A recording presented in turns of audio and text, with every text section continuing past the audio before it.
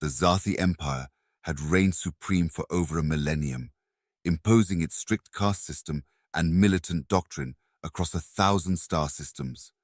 It was a society stratified by obedience and duty to one's predetermined place. At the top were the supreme rulers, who made every critical decision impacting the empire.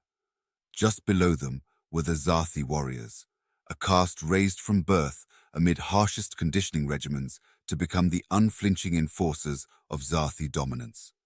Subservient to the warriors were the worker caste, whose purpose was to provide all resources and labor to sustain the military expansion of the empire.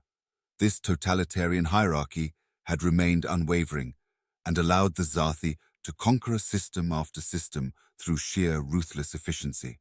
Any and all dissent was extinguished by the stern warriors who showed no mercy even to their own kind.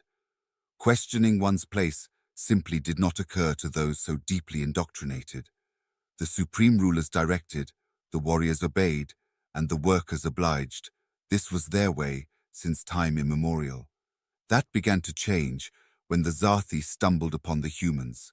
At first, the alien race seemed little more than a curio, a species without any real hierarchy or caste system to speak of. Human society was shockingly egalitarian, with individuals serving multiple roles fluidly as both soldiers and civilians when needed. Such a dynamic way of life baffled the supremely ordered Zathi mindset. "These humans defile the natural order with their lack of strict roles," growled the supreme ruler Vasca. "How can a species achieve greatness without each component fulfilling its prescribed duty?" "Shall we exterminate them, Supreme One?" asked Zathi warlord Grithas, already hungry to unleash the warriors. "No," Vasca said after considering. "Their defiance of our supremacist culture offends me, but they pose no real threat. We shall allow these anarchists to live as we continue our righteous expansion." And so, the Zathi Empire continued its conquest of the galaxy, pushing ever outward and subsuming system after system under its totalitarian reign. For cycles, the humans were forgotten about as just another bizarre species on the Empire's fringes, not worthy of concern. Until war broke out, it began over a border dispute between the encroaching Zathi and an isolated human territory. Both sides traded accusations, dug in their hooves, and mutually refused to back down. What was initially a minor grievance threatened to spiral out of control into open conflict. The Zathi acted first, a massive armada launched to bring the human worlds to heel once and for all. In a bold gambit, the supreme rulers demanded unconditional surrender. If not, the human anomaly would be scoured from the galaxy forever. The reply came not from generals or politicians, but from the people themselves. On every human world in the disputed territory, ordinary civilians took up arms alongside their militants. Office workers, farmers, teachers, every able human was now a combatant in the fight against Zathi oppression. There was no dividing line between civilian and military personnel. At first, the Zathi warriors scoffed at this reckless tactic. The Empire had conquered thousands of worlds with its efficient subjugation doctrine. Resistance was worse than futile. It was heresy against the supremacy of the supreme rulers. Yet as the war raged on, an unexpected shift began to occur within the Zathi ranks. On human worlds falling under occupation, the iron-willed Zathi warriors found themselves paradoxically moved by the sheer tenacity and courage of the defiant civilians. This fighting side by side transcended mere nationalism or borders. It was an incendiary ideology of self-determination that flew directly in the face of the Zathi doctrine of absolute obedience. Ordinary humans put everything on the line without any caste or hierarchy directing them. They fought for freedom itself. The more time warriors spent among these unorthodox humans, the more chinks appeared in their dogmatic conditioning. Tales of fraternization and warriors deserting their posts for the human resistance forces began spreading across Zathi comms like paranoid whispers.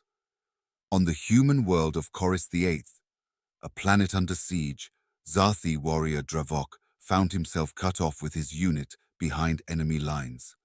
The humans surrounded them, poised to finish them off. We are warriors, Dravok had roared to boost morale. We do not fear these infidels who spit on the Empire's divinely ordained castes. But when the final assault came, no human soldier rushed to destroy them. Instead, it was a farm worker turned militia member, a civilian named Niala. She stood directly in front of Dravok, her drawn rifle unwavering. "That's where you're wrong, Zathi," Niala said, in halting alien dialect. "I'm just a regular person, no soldier, but you invaded our home, so I'll do whatever it takes to stop you." In that moment, Dravok saw truth with terrifying clarity. Stripped of the caste system dogma drilled into every Zathi from birth, this human woman was the bravest warrior he'd ever encountered. Dravok had been a master of inflicting suffering by rote, while she became a warrior by sheer force of willpower and self-determination. I cannot fight you any longer," Dravok had said, shoulders slumping as he lowered his weapon.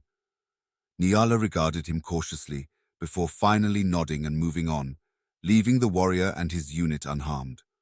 Across the galaxy, such stories accumulated of humans' unorthodox ways impacting Zathi forces. On occupied worlds, worker Zathi took inspiration and engaged in labor strikes until conditions for all were improved without discrimination. Warriors like Dravok switched sides as their conditioning unraveled. The ideology of freedom spread like a virus. Back on the Zathi homeworld, the supreme rulers grew increasingly unnerved and reactionary. They doubled down on discipline to preserve the natural order through brutality. Any hint of idolatry toward the human resistance was met with harsh punishment, reminiscent of the Empire's darkest ages. Yet over time, their efforts proved futile against the subversive power of human culture. Whenever a human world was freed, the civilian warriors would disperse back into the populace, leaving no rigid military hierarchy behind to control. It was a living, breathing ideology of self-rule, rather than a system that could be subverted or contained. One by one, Zathi worlds fell to internal dissent or outright rebellion as the human virus took hold. Warriors turned their weapons on the rulers, exposing the myth of their divine mandate. Without blind obedience, the unbreakable castes disintegrated. Freedom had become an inexorable force. In the final battle for the Zathi throne world Zathius, a million-warrior army was held at bay by a few thousand human volunteers aided by Zathi defectors. The supreme ruler Vazka watched in impotent horror as his own warriors refused to fire on the enemy in the streets below. "My children have been poisoned against our way of life," Vazka wailed from his palace balcony above the standoff. "The humans have bewitched you from your destined roles." "No, Supreme One," came a reply from the crowd below. A female warrior strode forward unafraid as every weapon was finally lowered. "It is you who blinded us to the truth of freedom for so long." Vazka could only watch dumbstruck as his once loyal enforcers abandoned him. With the fall of the capital, the Zathi Empire was no more. A new order had risen from the ashes built on the ideals of human liberty. In the years that followed, the former Zathi worlds underwent a cultural renaissance thanks to human influence. Warriors transitioned into laborers, teachers, artists, dreamers, whatever their passions guided them toward. The ancient caste lines dissolved entirely as each individual was allowed the dignity of forging their own destiny. On the human capital of Terra, Dravok had become a citizen after abandoning his warrior caste. He watched human families go about their daily lives, civilians one moment, warriors of self-determination the next. "I spent my youth blind to the truth of your resilience," he said with furrowed brow. "No one being should exert their will over another and dictate roles from birth." Niala nodded sagely, having become a civil servant herself after the war. "Every human must decide their own purpose beyond mere duty to a caste or obedience to rulers. That is the essence of our culture that so threatened the old Zathi ways. You warriors of free will have rekindled a new way of life among my people," Dravok said solemnly.